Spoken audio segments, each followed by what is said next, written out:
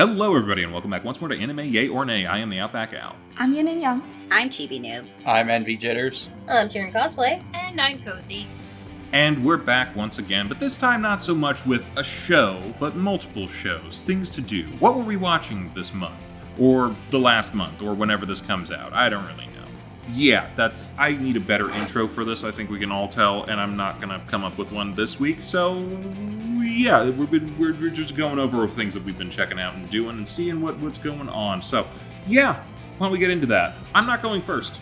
I'm gonna go first. Okay, you're going first. Because I have nothing. You have nothing. Tell us about the nothing.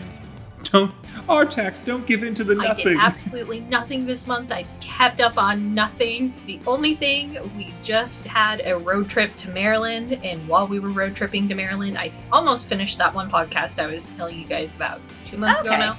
Mm-hmm. The Silt Versus. I got to the final episode. Chibi, I still really think you would like it. It's on Spotify with ads, otherwise you'd have to do Patreon to get it without them. It's capitalism, developing like gods to worship. Ooh. And like everything has a god. Every god fucking sucks.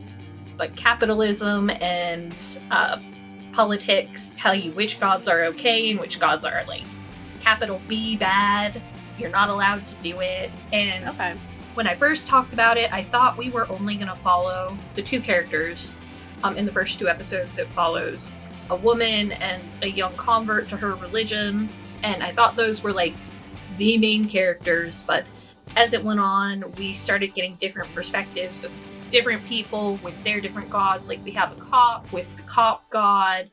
There was a woman working for a corporation and her god. We have a lot of backstories of like their religious trauma. And it's all basically working up to a doomsday weapon. And that is where I am at on that. Okay. They have just unleashed it. Interesting. I do want to say I think it would work a lot better as a book. But that could just be because I don't do well with the podcast, like, media in general. That's fair. I would say doing something, as far as podcast concerns, I would say docudramas in a podcast format are like really interesting to listen to because it feels like something that's actually happening in the real world and people are like telling you about it, but it's actually just a fictional story. I find those to be really interesting. But no, I do really think you would like it. As like a brief warning, there is like a lot of like body horror, a lot of kind of like gross sound effects. Yes, good. Because one of the things that can happen in this is you can sacrifice someone to be what they call hallowed or sainted. Oh, yes. And the god takes them and transforms them into something. So some people, for example, get turned into like a crab amalgamation or a centipede amalgamation. So there is like that element of horror. CC, when I first put it on in the car, I restarted episode 2, and it starts out really calm in the first 2 episodes. She's like, really? You don't fall asleep to this, but you fall asleep to everything? And then we hit one of the body horror elements, and she's like, oh, never mind, I see why we don't fall asleep to this. And then I did fall asleep to it. Wow. I would wake up at random points, and it would just be like the most horrible noises. I'd be like, ew. Also another thing, I'd only ever listen to it with headphones on. It's not meant to be played in a car, I will say. The audio is extremely unbalanced without like the stereo in a headphone set. Yeah, they go from like whispering to screaming. I was startled awake many times, and not just because it was gross noises. It was mostly because it was sudden changes in volume. And they do really well with like, there's someone like way further down. Like at one point, like one of the characters is up on a roof and someone else is like 100 yards out on the ground. They do like a good job of like the audio differentiation between them. Okay. Anyway, I would recommend it. I don't think it's everyone's cup of tea, but it has been very engaging. Okay. It was very good for like a 10-hour round trip. I'm gonna say this, I don't know as far as body horror goes, but it does sound like a possibly good alternative right now to something like American Gods if you're not feeling like supporting Neil Gaiman anymore. Neil Gaiman, yeah. American Gods was just about like the devil. What? No, that's Good Omens. Yes. That you might be thinking of. Yeah, Good Omens is about the apocalypse. Yeah. No, what was the one about the band? The band? Oh, no, that was American Demons? American Demons. I think it was I don't know what that is. Yeah, no, completely different. Wait, we're not talking about American Psycho? No. No, I think we're talking about American Beauty. That one's got a demon in it, both in IRL and in the show movie. Wait, were they taken out by the American Sniper? Oh my god. And then he came home, had some American Pie. Wow. All right, I think that's full circle, right? Yeah. At the end of the day, I think it is actually a really nice, deep kind of think piece on kind of where we're at as a country today, which is not at all where I thought it was going originally. Like, the more it goes on, the more you're like, oh damn, this just does happen, doesn't it? I mean, we sacrifice ourselves to the corporate gods every day. That's just kind of how it is in America, unfortunately. Quick aside, it was American Satan. That was the movie. Is it literally just called American Satan? It's American Satan. The show is Paradise City. Okay, that's it. That's all I got. Okay, sounds interesting. Mm-hmm. I feel like I should talk about Paradise City. And quite literally, it was only done yesterday. Okay. I started a new game on our trip. Ooh. I'm almost finished with it. It's called Berry, Berry, Berry. Okay. What kind of berry? Berry like the fruit, berry like the verb, berry like the fruit. It came out in, I think, February, so it's recent, but not like brand new. February? I feel like the name is a little inaccurate. I think one of them should be Berry like the name with an E, but it's not. Anyway, it's got like a similar gameplay style to Donut Country. Yes. We played before. Donut It was County. like the reverse Katamari, where you were like dropping things into the hole. Yes. Looks like you were shooting stuff. Yeah, you have like a bunch of berries and you are shooting them into a hole, and it gets bigger. And it's a very numbers go up game. Okay. I do. It does not have nearly as much plot as Donut County. Donut County was pretty good. It was good. Yeah, this one has a lot more like addictive leveling, kind of like Balatro, I think. I started playing this like 2 days ago, and I have played for 10.5 hours. My goodness. Yeah. You know what? It I was all shouldn't. card ride. I don't think I have room to talk. I put an insane amount of hours into certain addicting video games. Me too. Yeah. Yeah. It was about a 10-hour car ride, guys. That's fair. Yeah, What else are you I gonna couldn't- do? Yeah. I could not play it for very long in the car. It kind of made me car sick. How? It's just, I don't know. You don't The think it was all the movement of crab amalgamations that did it? Maybe.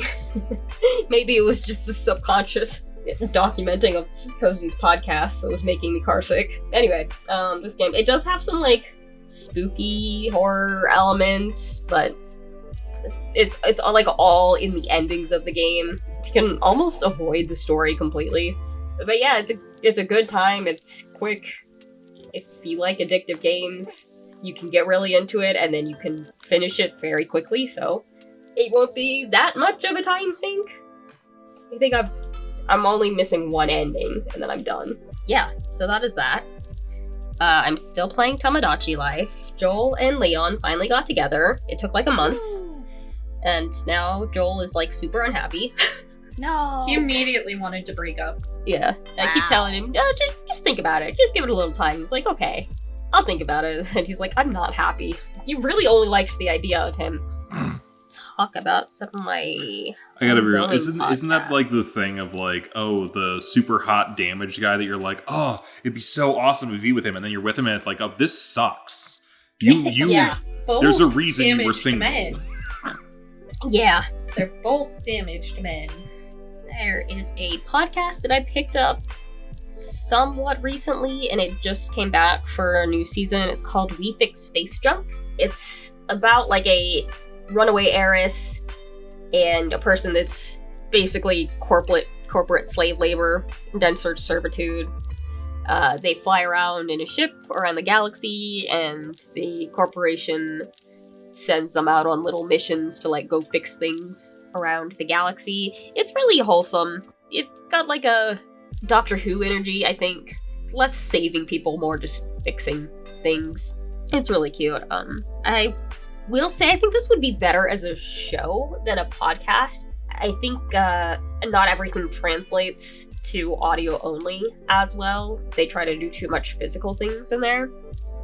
And they're also all British, and so it's a little hard for me to keep track of the characters because they all sound the same. That one's definitely just on me for being American, but that is something to watch for. And then a book series I read that kind of has the same vibes as this podcast. A Very Long Way to a Small Angry Planet, Yes. I think it's called. Mm-hmm. And that's kind of like a similar thing. They go around, they fix stuff, and they're sent to this one planet way out on the far edges of space. They're trying to like bring them into the United Galaxy, and it's very hostile, and it's about like this incredibly long journey there. And then the other books are about each book is about different people, so they're all just stories in this one universe. Like the second book follows, can't really say who because it's kind of a spoiler for the first book, but it follows someone we meet there and what they do after separating from this set of people, what she does with her life after them.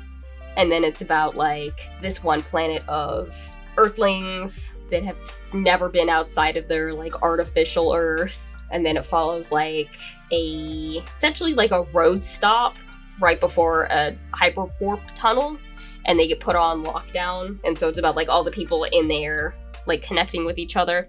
It's a really like cozy series. It is a little melancholy because humanity nearly destroys itself before joining the Union. So you're like, oh god, humans just like are the worst. There's so many beings out there that are better. And then you remember that like a human wrote this. It's like, okay, no, maybe there is some hope for us. Because somebody came up with that. And that person was a human. So we're not all bad. Yeah, so if you want something a little more melancholy, but still like a cozy sci-fi thing. I'm trying to find what like the whole series is called. While you find that, I think I've got something to recommend for you then if you're into like British sci-fi that's kind of a comedy, but also just people doing stuff in space. There's a show called Red Dwarf that I've heard of that sounds like right up your alley. There's also like a podcast that I would recommend to you as well. It's not really cozy, but I would say it's interesting. I'm not gonna lie, Al. I thought you were gonna be a jokester and say, "Oh, I know a British sci-fi series you should watch. It's called Doctor Who." Yeah. You I already almost talked thought that about. too. You already mentioned Wow. Doctor Who. It's like Doctor Who, but not. I'm like, Yeah. okay, Okay. try Red Dwarf. Cece has not kept up with the latest Doctor Who seasons. No. I fell off still haven't too. watched 12. Yeah, okay, it's called the Wayfarer series. It's by Becky Chambers. Okay. This one is a little more Firefly than Doctor Who, I would say. Yeah, But those I were would all say- really good books. Yeah, that's actually on my to-read list. I guess one more cozy series. It's Legends and Latte series by Travis Baldry. I love that. I love those books. Those are good books. And the first one is like an adventurer. She's retiring from adventuring and she just settles down and starts a coffee shop. People have compared the vibes to Freerin. How it's kind of like, what do you do when your adventure's over? And I do get that. This one has far less stakes. It's very cozy. Very LGBT friendly too. It's just a barbarian starting a coffee shop. It does what it says on the tin. Does make sense that it would be LGBTQ friendly. I don't think I've ever met a straight barista. That's fair. The second one is about her friend that owns a bookshop, which kind of gets lost at one point. I thought that was the prequel. The prequel is the original character helping her at the bookshop, Okay. and then the second book is her moving the bookshop next to the coffee shop. Ah, okay. It's cute, cozy vibes. I'm still not feeling well, so cozy vibes, be where it's at. Not you. Wow. Not that kind of cozy. For the past month, I'll do what I did last month with categories. The first category is Star Wars. I saw the last 2 episodes of Maul Shadowlord because they came out after we recorded last month. They were epic. That's all I was going to say, especially the last episode. It has a matchup that fans have wanted to see on screen for years. That's all I'll say. It was epic, and I can't wait for season 2. We got a brand new Star Wars movie a few days ago. Yes. When we recorded this, The Mandalorian and Grogu. Uh-huh. And yes, it's clear that they basically did a truncated version of season 4, or what would have been season 4. And yes, there's not a lot of depth to the movie. There's not a lot of themes that are being taught, but it's a fun action summer blockbuster, and it feels like an old school episode from an old serial from like the 40s, which is what George Lucas did with the original Star Wars. That's what he wanted the vibes to be like, and I had a lot of fun watching the movie. Mando and Grogu still have great chemistry together. Rada the Hutt was a pleasant surprise. He was like in my opinion, one of the best characters in the movie. And yeah, it was just a fun sci-fi action film. Was it the big screen return that a lot of Star Wars fans wanted? Probably not, but it was still fun. I read 2 Star Wars books. One was called The Last Order. It basically gives the backstories of Finn and Janna, their time in the Stormtrooper program from the First Order, and it basically gives more insight into how Finn realizes that the First Order is basically, and they brainwash people, and then it shows how Janna from The Rise of Skywalker completely mutinies from the First Order with their whole company of troopers, and I thought the book was really good. I will admit, though, the book was kind of false advertising because they built it as the first story post Rise of Skywalker, and that story is only about 15% of the actual book. Like 85% of the book is backstory, which I didn't hate, but I can understand people reading it and expecting, a big story right out of the gate, and it really doesn't do that because they're probably still setting up the galaxy after the Rise of Skywalker, so they probably didn't want to write too much. Sorry, real quick, because I kind of blocked out most of the Rise of Skywalker in my head. Who was Janna? She was the black trooper she was the black girl from the movie that ran the beasts and kind of formed a bond with Finn. I think the main thing I remember from that movie is just the exasperated Oscar Isaac being like, somehow Palpatine returned, and we all kind of went, yeah, that's about explains it. Yeah. Well, it's funny, Oscar Isaac actually did an interview, and he said that was actually from a reshoot, that line. Wow. Okay. But anyway, the second book I read is Stories of Jedi and Sith. It was a anthology book that came out a couple years ago, and it tells 10 short stories that feature Yoda, Qui-Gon, Anakin and Obi-Wan, Barriss Offee, Asajj Ventress, Maul, Vader, Luke, Papa Palpatine, and Rey. And all of them were good. All of them I enjoyed. I would say my 2 favorites were probably the Maul and Rey stories. I think they really delve into their characters a lot, and it ties into a lot of previous stories that were told, especially with Maul. So if you like anthology stories, I would recommend it. The anime category, still watching the seasonal anime. I'm not going to go through that again. I watched, now I would recommend this to everyone, especially everybody that's owned a cat in their lives. My roommate is a cat, anime. I watched that and I had a big ass smile the entire time watching it because what I really loved, it's about this writer who lost his parents recently to an accident. So he's already depressed and isolated and is a loner to begin with. But then he picks up this stray cat and they basically form a bond. And what I really like about the show is that at basically the end of each episode, they showcase the events of the episode from the perspective of the cat, and they give the cat a voiceover. And it's really, I think it's pretty funny how they picture the cat reacting to everything from the perspective of a cat. So in her eyes, the cat is protecting the owner and trying to make sure the owner doesn't starve himself and all that kind of stuff. So I really enjoyed it. It's a cute little show. I watched My Hero Academia more. It was a epilogue episode because when the manga ended, the author made a bonus chapter that was an epilogue, and so they animated that chapter. And all I can say about that episode is my ship sailed. That's all I cared about. My ship set up. My ship sailed from the dock. Mineta got with Midoriya? Stop. He does admit that he loves him in the manga, which confused a lot of fans. I'm being an asshole. I know you don't ship it. No one Well, no, I'm ships just, no, it. but The words I- Mineta that does not involve a ship. Ew. And then the other new anime that, well, technically new-ish, was there was a Pokemon short film that came out on Pokemon Day.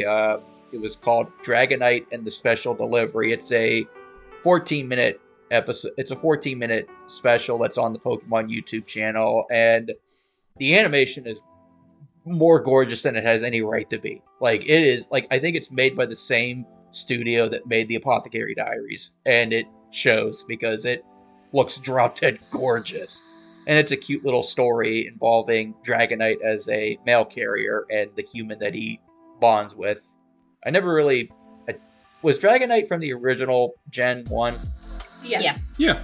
Okay. He 'cause I don't was remember him even a being- mail carrier in a couple of episodes and the movie, because I know I went to see the first movie when it came out, and I got the trading cards, and one of them was the delivery Dragonite one that I could never use. Okay. I didn't have a genie or a Yeah, dragon. Because- Dragonite was also like a lot of their short films in the Galar region. They had him acting as messenger.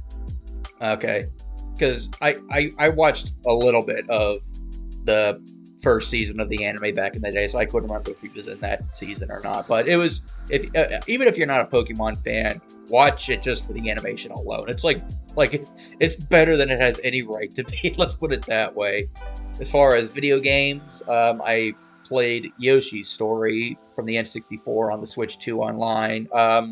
I can see why that game got mixed reviews back in the day, but I can also see why that game has a cult following, because it's very charming, it's very clever, but the controls are very finicky, which I blame solely on the fact that it was an N64 game, and that controller can go burn in hell. That's all I can say. Is it 8-bit or 3D? It's kind of like a 2.5D type game. Like, it uses 3D models, but it's in a side-scroller type way.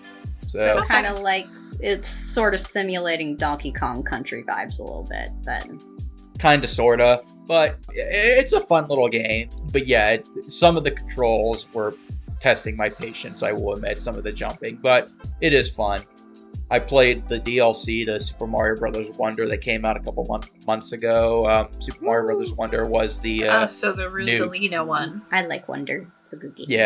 Yeah, they basically added a bunch of DLC levels where the Koopalings are the bosses, and some of the bosses were actually pretty interesting, I will give it that. And then finally, the miscellaneous category. I saw, well, this is kind of related to video games, even though it's a movie. I saw the new Mortal Kombat movie, Mortal Kombat 2, which is a sequel to the 2021 reboot movie, the same name. So future historians are just going to love these titles. Oh, yeah. I was indifferent to the 2021 film. There were some things about it that I liked, other things I did not like. This one was what the first film should have been, in my opinion. It was nonstop action. It was a Mortal Kombat film that actually had a Mortal Kombat tournament in it. Go figure. And it had a lot of good lore, but I also feel like if you've never seen a single thing of Mortal Kombat, I think you could still watch this film and understand it pretty well. So, I mean, now granted, you have to suspend your disbelief because Mortal Kombat is a very, very stupid franchise, and it literally spells combat with a K. But I think I like the Mortal Kombat series a lot. I watched 2 documentaries on Fred Rogers, because Fred Rogers is probably one of my favorite celebrities. If you could, well, yeah, I would say you could call him a celebrity, even though he probably wouldn't call himself a celebrity. The guy from Scooby-Doo? What? That's Fred Mr. Jones. Rogers. How dare you? Go sit in your corner. Mr. Rogers from Mr. Rogers' Neighborhood. Okay, not if he takes Shaggy's last name. Go sit in your corner. You've never heard of Mr. Rogers' Neighborhood? Nope, ignore them. Tell us about Mr. Rogers. Okay, well, the first one I saw was a 2018 documentary that was made by PBS. It was called It's You I Like, which, go figure. It was hosted by Michael Keaton, which, again, go figure, 2 Latrobe guys. Well, he was in and then Mr. the Rogers' Neighborhood. He was like, that's how he got his start. Or he worked for him. Yeah, I found that out in the documentary. And then the second one was actually made by a local high school 5 years ago, Fox Oh. Chapel High School. Okay. They actually got a chance to talk to some of the people that were involved in the show and Joan Rogers when she was still alive. And I watched both of them, and yeah, and I obviously watched Mr. Rogers growing up as a kid, but as an adult, I think I appreciate him more and more because, like, was he a perfect man? No, but I just feel like he's the type of person we all should strive to be. That's all I'm gonna say. And then finally, I watched another classic, at least according to Al. I watched this literally the day before we recorded this, Muppet Treasure Island. Oh, Yeah. I will say this. Tim Curry is a pun intended treasure in the film, as he Yes. should be. Yes. When it deals with the Muppets, and I know it's a lampoon of the Treasure Island story, so when it deals with the Muppets, for the most part, I enjoyed the hell out of it. It's very funny. I will admit, I wasn't a big fan of the gag where they just kept pretending like it was, the rats were on a modern day cruise when they was set. I didn't like that bit. I felt like that wasn't that funny, but the rest of the jokes I thought were pretty funny. I will admit though, if you've never seen Treasure Island before or read it or seen any adaptation, this probably wouldn't be the good first impression because Jim Hawkins almost kind of felt like an afterthought in the film. okay. Like he was I was about to be like- offended. I'm like, this was my first introduction to Treasure Island. What are you talking about? No, I mean, Jim's mine the was- weak link of the movie. Yeah, and I know this will be fighting words, but if you're actually looking for a good reinterpretation of Treasure Island, watch Treasure Planet instead. Yes. Like, Yeah.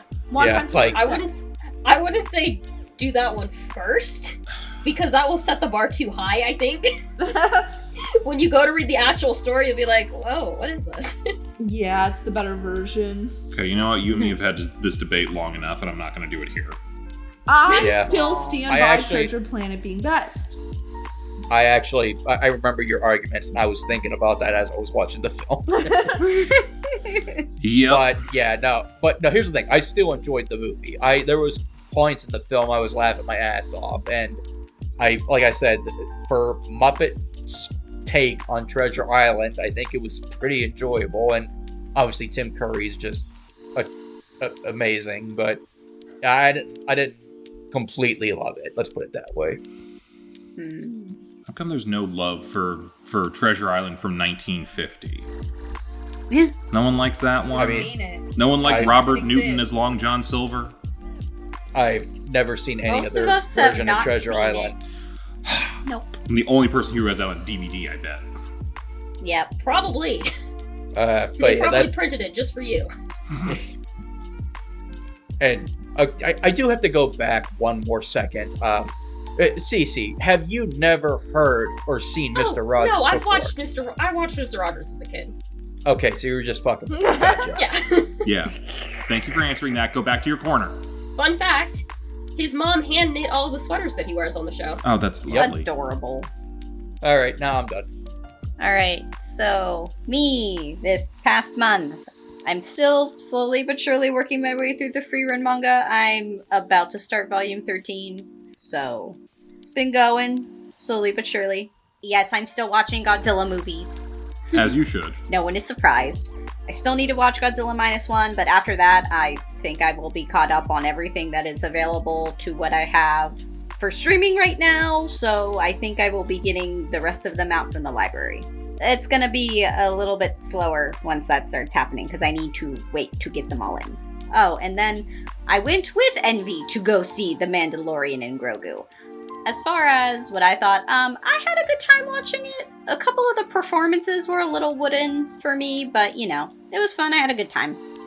And then, as far as, I haven't really been reading too many, books lately. I'm gonna just touch on the one that I'm actually, the most excited about right now. I just got it out of the library. It's called Platform Decay by Martha Wells. It's the 8th installment in a series of novella short stories, as well as a novel called The Murderbot Diaries. It was adapted into a show on Apple TV. And I'm just gonna sort of describe the first book so there's like no spoilers. So it's basically, space is now dominated by corporations. And they're all basically like, you know, collecting contracts, mining planets, colonizing territories. And we are following a group of scientists who are being shadowed by a company-supplied droid who has essentially, he's there as their security unit, but he has hacked his own system and is basically sentient. And he calls himself, but never says it out loud, he calls himself Murderbot. And so the series follows him as he goes on these assignments and him just having to deal with humans and, you know, try to keep them safe when all he really wants to do is just chill the fuck out and just watch his shows, which is so very relatable. But he slowly starts to, like, discover that he has, like, emotions and attachment to the humans that he's interacting with. Some of them sort of become family, and then he also develops relationships with the other machines that he is interacting with when he goes on these jobs. So it's a lot of fun. I like a lot of the side characters. Murderbot is very funny. I listen to the audiobooks, and the audiobooks are narrated by Kevin R. Free, who played Kevin in Welcome to Night Vale. Yeah. So it's always very fun to get to listen to him, because to hear him be like, oh, these humans are so stupid. It's just such a fun time. I would say for anyone who wants like a sci-fi series that's can be kind of serious but also a little bit silly, I would definitely recommend this one. It kind of sounds like every like synthetic android from the Alien franchise, but if they were played by Marvin from Hitchhiker's Guide to the Galaxy. Yes. It is a series I do really like. Martha Wells is a great writer. She's very funny. It's also, they have a lot of LGBTQ side characters and a lot of polyamorous characters as well. So there's a good chunk of that in the book as well. And honestly, I haven't really been reading a whole lot of other things lately because I've been too busy playing Donkey Kong Bonanza and Mario Kart World. Because that is what I've been sinking my time into. Those are not bad problems to have. No, I finished the main game for Donkey Kong Bonanza, and I'm now working on the post game. And Mario Kart World, I'm just trying to get all the little outfits. I want everyone to be cute. Some of the outfits in that game are pretty cool, I'm not gonna lie. Yes. I got King Boo's aristocrat outfit, and I was like, oh, he is a dapper gentleman. What a distinguished gentleman. Yes, look at him. He's got a monocle and a top hat. He looks so cute. I love it. Oh, but that's all I have for me for this week. Real quick, though, what did you think about the big twist final boss of the game for Donkey Kong Bonanza? Oh, I already knew he was coming. Okay. Like, that had been spoiled for me, but I also was like, the second that the clip came up with like the belly button, I was like, oh, it's you. Yep. I see where this is going. But yeah, I'm done. Okay, so I don't have much either, unfortunately. I've continued watching Marriage Toxin. I've been enjoying that. I got Al to watch it as well. So we've both been watching it. Yes. Yes. Yes. I'll give my thoughts later. You can give your thoughts later. But yeah, it's been good. I feel like some backstory stuff could have been dropped earlier in the story because, like I said before, I do feel that the world building was a bit confusing to start off. And then they added some more later, like they dropped some lore later that I feel like they should have pushed up to like episode 1 or 2, but that's just my opinion. Maybe they're trying to microdose it in order to make us feel immersed in the show and the world, but I just feel that it's a bit confusing. They're microdosing, sort of like you microdose poison to slowly become immune to it. Exactly, yes. I think that's what they're doing. Yes, that is what they're doing. But regardless, I'm enjoying the dynamics of the characters and everything, so still having a good time. What else have I watched? I went to see Mandalorian as well. And I enjoyed it. I did feel like it was basically 2 episodes of the show, as Envy had been saying, but they were a good 2 episodes of the show. I mean, I had fun.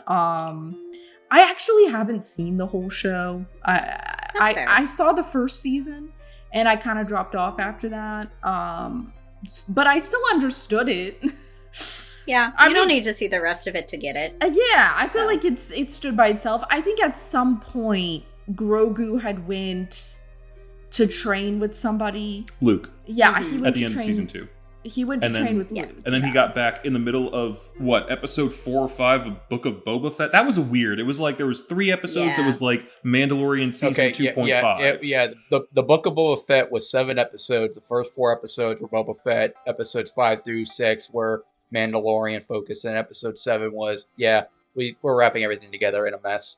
Yeah, I'd say skip episodes 1 through 4, frankly. Regardless, I feel that his handle on the Force should be better than it is. I hate to be mean to Baby Yoda. Okay, perspective-wise, yes, he's like 55 years old in human years. In Yoda years, he's like a year old. Why couldn't he bend the bars of that cage and get out and do something? Because Mando needed a fight scene. Well, I don't get it. I just feel like there are many times in that movie that he could have done a hell of a lot more. And also, I will say, he did not train long with Luke either. He probably trained for like not even a couple months, probably like a couple weeks. Why did he give up? Because Mando came to get him. Because here's the thing. Mandalorian is Grogu's papa, and he wants to be with Papa. Yeah, he was like, here, you go be with your people. And then, like, a month later, he's like, I miss my baby boy. And he goes and finds him. All right, he's just a baby. There's nothing He is a baby. If you think about it, pretty much the entirety of the Star Wars franchise to this point has really driven home the fact that the ways of the Jedi aren't good and it needed to be changed. Yeah. But Luke just did a return to formula, which is why it went wrong. I feel like there's some extended lore to that, but like, yeah, canon-wise for the movies, yes. Luke learned from Yoda, and then now Luke has to turn around and train Baby Yoda. Yes. I guess so. But he didn't do a very good job. Yoda was a bad fucking Jedi teacher. Yoda is the root cause. Grogu saw that shit for what it was and said, not for me. All right. He's like, I want to go be a bounty hunter. Okay. But anyway, continue.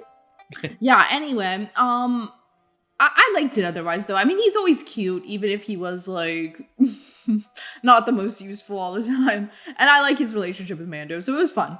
You don't know the man's name, do you? It's Din Djarin, come on. Whatever it is. Everybody calls him Mando. Nobody Which, is that racist in a way? It sounds a bit like a... I'm just saying. Whatever. I mean, they waited like a full season before you actually got to know what was under the mask, didn't you? Yeah, it took a while. Yeah. It took a while to reveal Last his name, episode, too. Can you really blame me for not remembering it? I think we found out his name was Din Djarin very early on because he's with the cultish people of the way, and then they're like, Din Djarin, you are this, and you are sent to this mission. Blah, all right, blah, blah. nobody calls him that. Nobody calls him that. And also, Listen, if you read a lot of fan fiction, you will find out his name. And also, let's be real, there's still people to this day that call Grogu Baby Yoda. Yeah. So. Yes. I do. I still call Grogu Baby Yoda quite often. People Me went to too. go see that movie and they're like, who the fuck is Grogu? Yeah, who's Grogu exactly? Anyhow, I definitely have my critiques of new Disney corporate Star Wars, but I still enjoyed it. What else have I watched? We started watching just nostalgia shows. So we've been watching Sabrina the Teenage Witch, the live action one, which is very fun. I haven't seen it in probably years, like 15 I don't know. The one with Melissa Joan Hart. Yes, Yep. yes. Yes. So it's been fun watching it. It feels like a blast from the past. That is where our cat gets her name. Yeah. Oh, there we I go. don't think There we go. she's named after Legend of Zelda, but no, she's named after Zelda Spellman. I didn't She's know a that. grumpy ant. The hot Yeah. one? Yeah. Yes. Do you think our cat is hot, Al? I meant the The ant, but ant okay. is. The ant. Regardless, fun show. I don't remember most of the episodes because I was a child when I watched a lot of it. So, Same. it's fun Same. to go back and watch it. Yeah, not much else to say about it except it's a good time. What else have I don't know that there's much else that I've been watching. Are you planning to watch the animated one? I already have pretty seen sure- it. Okay. The I one where was she gonna has say, the I pink think skirt. Yes. I think it is like directly tied into the live action. I saw it when I was a kid too, and I saw the season where she had a purple hoodie as well, which denoted some kind of change in the show, I guess. But yeah, I saw a lot of the Sabrina stuff when I was a kid. Maybe I'll go back and rewatch the cartoons as well, but yeah, I saw all of that. They were fun. I really enjoyed them when I was younger. I'm good. That's it? I don't Okay. have much else to say. All right, well, I'll just cover some of the bits that I've seen with other people. Also saw Mando and Grogu. Liked it. It's kind of like Solo, a Star Wars story. Not necessary, but fun. I Okay, would've why'd you preferred just call him Mando? Because I know this man. I actually know his first name. We're tight like that. Okay. Al also reads fan fiction, I see. Yeah. Would I have preferred a full 8-episode season 4? Yeah, I would have liked to seen a little bit more fleshed out, but mostly because I like their storytelling and stuff like that. But for what we got as far as an ending goes, yeah, pretty solid. Pretty solid overall. I think, like, what else? I watched Marriage Toxin with you. I don't know why it's working for me. It's working for me. I think it's working for me because it's fucking ridiculous. Like, I have some issues, and I brought this up, I think, whenever you were mentioning that you were watching it, and you were like, oh, like, this or that, and I was like, it doesn't make sense. These worlds never make sense. John Wick, when you think about it, doesn't make sense. Sakamoto Days, when you think about it, doesn't make sense, and it bothers me. But for some reason, watching Marriage Toxin, every fucking person has a fucking superpower, and they are just so blatant with everything. Yeah, I was surprised because you didn't even really like Spy Family. Because I'm of not a that big stuff. fan of Spy Family. I don't know what it is about Spy Family. It's just, I'm just like, I'll watch it, and then afterwards I'll be like, that was a thing, I guess. Right. I know people love it, but I'm like, it was a thing, I guess. But this one's like, everyone is so fucking insane True. and over the top that I'm like, oh, the whole world is just super fucking weird, and we all acknowledge that it's super fucking weird. It's like even the non-assassins are strange. Yeah, even the normal people are not normal. Like the corporations. are What so was with weird. the corporate guy who wanted to be furniture? Yeah. Look, we might have to watch this. I think we got to show you guys. This is the kind of show that it is. Everyone's got superpowers or like some sort of mastery of a bloodline technique, yada, yada, yada, to like fight people. I'm probably re-explaining everything that you explained last time. Probably. But when we get into the nitty-gritty of like what some of these people can do, like, so we got a poison master, we got a water master, we got a bug master, there was a sound master who was able to hypnotize people with sound waves and also cause earthquakes and shit. But also, he could whip his hair around and cut a tree into a perfect Stradivarius violin, which he was going to then, which we thought that was the end of an episode. Oh, he's going to use this violin as like a sound weapon. Nope, he just throws it at the guy so he can run away. Perfect distraction. I'm like, Wow. you people, okay. Think what was the point? You whipped around your hair to cut a fully grown tree into a violin to distract your opponent to throw at him. Okay, you know what? No one makes sense. I'm down. Cool. It reminds me of Love After World Domination. Okay, yeah. That's what it is. Because guess what? Our main character, also a fucking dumbass. A very smart in a couple areas, but a fucking dumbass. But he's also nice. He's a himbo. He's largely a himbo. A little bit. He's definitely socially awkward. Yeah. And I think, yeah, everyone's weird. It's fun. I'm liking it. Yes. Marriage Toxin, yay. We'll see how it ends. I like Sabrina. It's been a lot of fun. We've also been watching Boy Meets World. Oh, true. And I was like, we gotta be watching these back to back, because I remember always watching those back to back on like something, was it ABC or something back in the day? They would do those back to back. So I'm like, let's watch these like back to back. That's fun. They hold up so well. Yeah. Like the humor is like funnier than I thought it was going to be for like a family show from the 90s. Like I keep thinking like Full House, which I have never found funny. And then I'm like, no, this is actually good. Awesome. I kind of love it. So that's been fun. You need the right writers. Yeah. You need the right writers. Yeah. Other than that, you know what? I did this the other day because we're like, as of recording, yesterday they had an Indiana Jones marathon on TV. So I was like, oh, well, this is what I'm doing for the rest of the day. So yeah, I watched through Raiders, Temple of Doom, Last Crusade, and I even watched Kingdom of the Crystal Skull again. What the fuck is wrong with you? So you're supposed to be in your corner. Shut up. No. I get released from my corner for that. Everything back to back. God, those movies hold up. The first three hold up so fucking good. Like, honestly, funnier than I remember.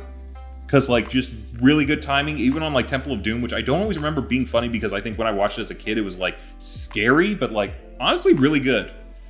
And, like, the practical effects and the chases and the action and everything. These are such good movies. And I think Kingdom of the Crystal Skull, nowhere near as good as the originals.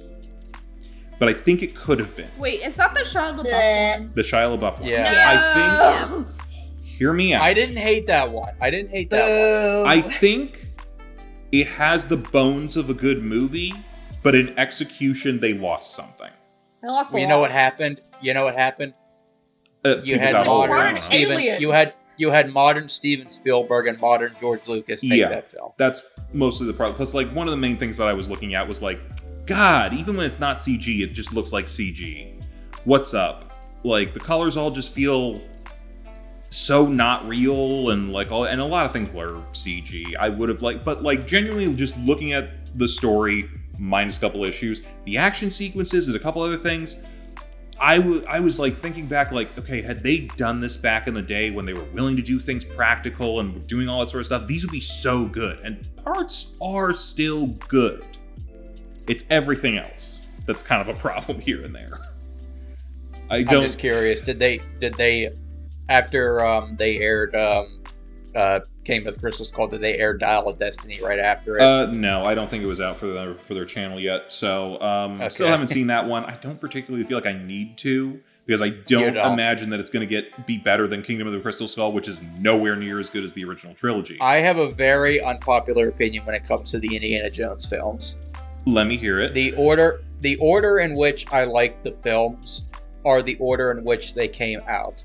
So Raiders, I would give a 10. Temple of Doom a 9. Last Crusade an 8. Kingdom of Crystal Skull 7, and Dial of Destiny was a 6 at best. Interesting.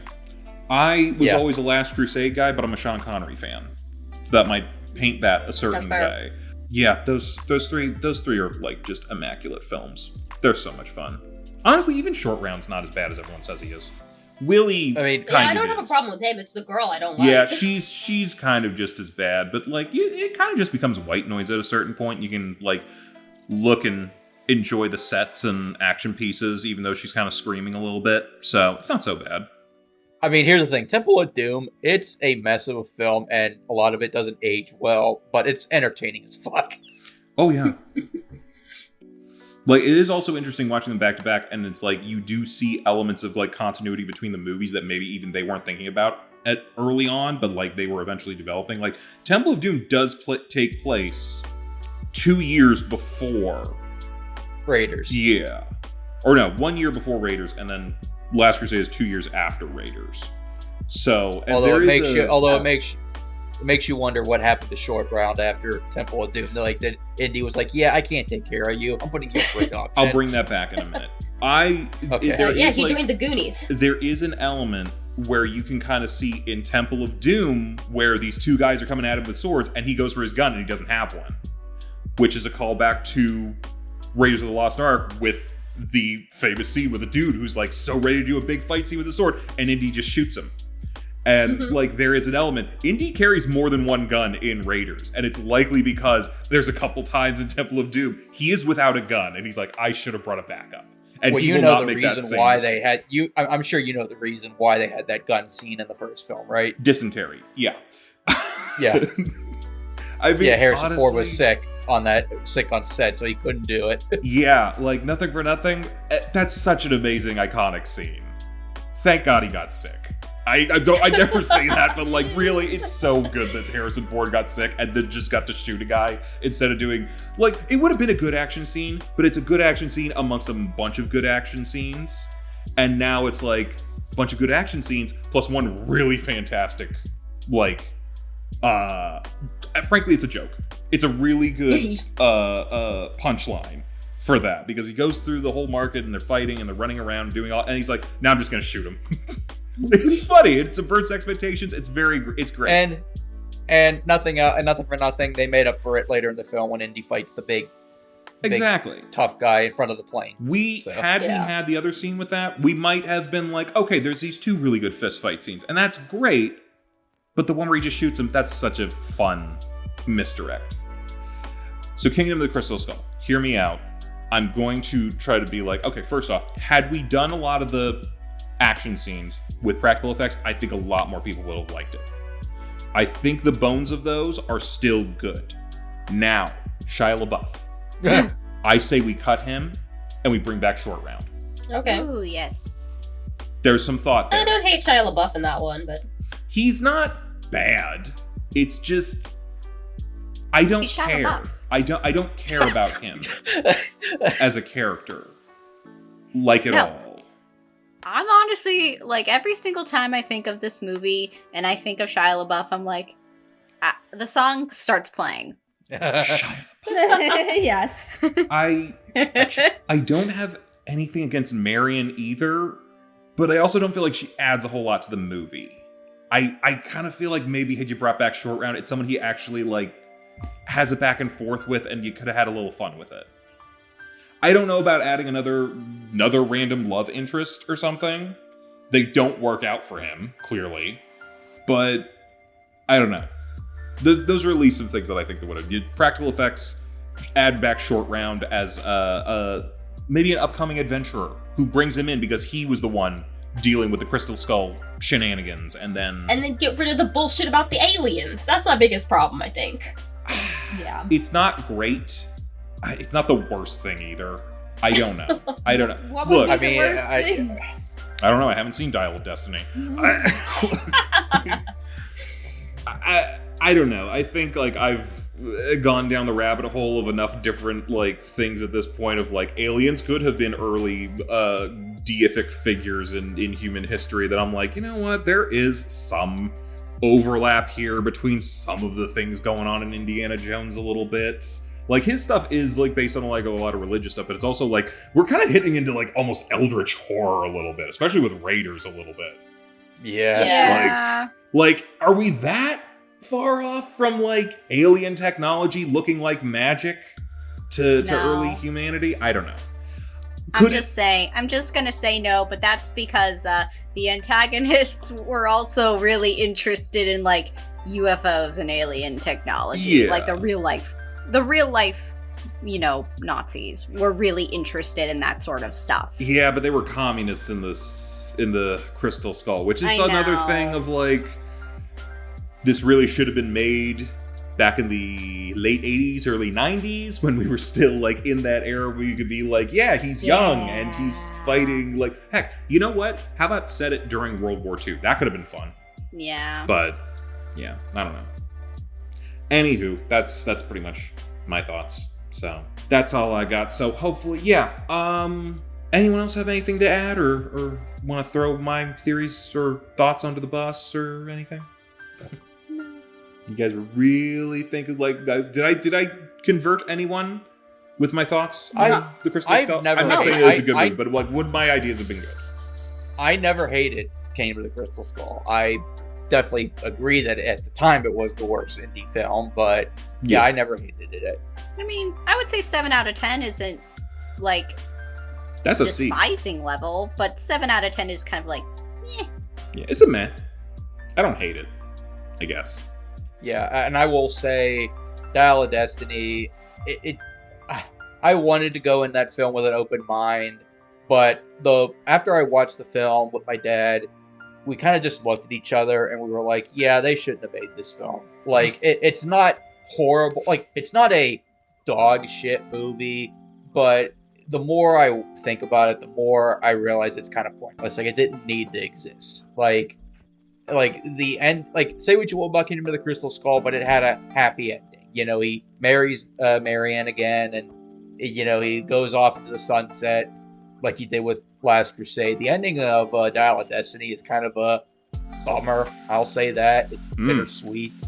So, like, it's nothing dark, but a bummer ending. That does feel weird for an Indiana Jones movie. It's not a bummer ending. It's more of a bittersweet ending. Okay. And what was supposed to be the final indie film with Harrison Ford, it's not his best going out party. Like, he's still great in the film, but it's Harrison Ford. But yeah, it's just average, and it shouldn't be average. Well, and it was a bomb at the box office. Well, speaking of properties that have old versions and new versions, we might as well talk about what's happening next month, because that's exactly what we're doing. We've watched a couple of shows here and there, shows and movies, that have older versions of them. We've been watching a lot of things that are like the remake, or the re-release, or the reimagining, or the re-whatever. How about we go back to some of the originals? And we're going to be taking a look at 3 different things that we have seen before, but now back in their more original version. So for the Shonen Showdown, Full Metal Alchemist Brotherhood made an appearance for a short bit.